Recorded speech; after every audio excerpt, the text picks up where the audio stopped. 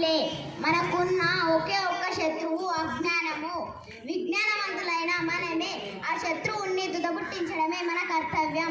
స్త్రీలను విద్యకు దూరం చేసే సమాజంలో, అక్షరాలు నేర్వలేని యుగంలో భారతావనికి చదువు నేర్పడమే నా లక్ష్యం. 9 ఏళ్ల ప్రాయంలో 12 ఏళ్ల జాతీయునితో బాల్య వివాహం.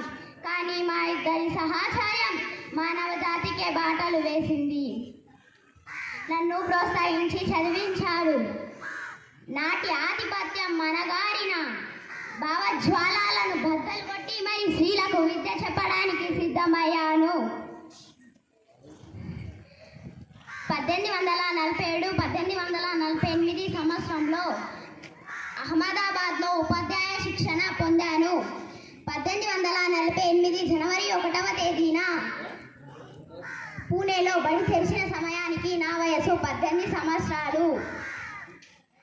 మేము దంపతులమిద్దరం కలిసి మొత్తం 52 పాఠశాలలు ప్రారంభించాము. ఆనాడు పాఠశాలలు తెరవడం అంటే అదే అణగారిన ప్రజలకు చదువు చెప్పడం అంటే కత్తి మీద సాము లాంటిదే. ఎన్నో అవమానాలు, దాడులు జరిగాయి. కానీ అవన్నీ ఎదుర్కొని స్త్రీలకు విద్య చెప్పడానికి వెళ్ళేదాన్ని. 1873లో నా భర్తతో కలిసి సతీశులకం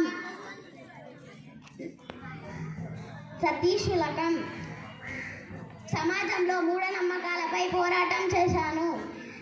సమాజాన్ని మార్చడానికి మీరు ఎందుకు ప్రయత్నించకూడదు? నా ఆశయాన్ని నిలబెట్టేది మీరు కాదా?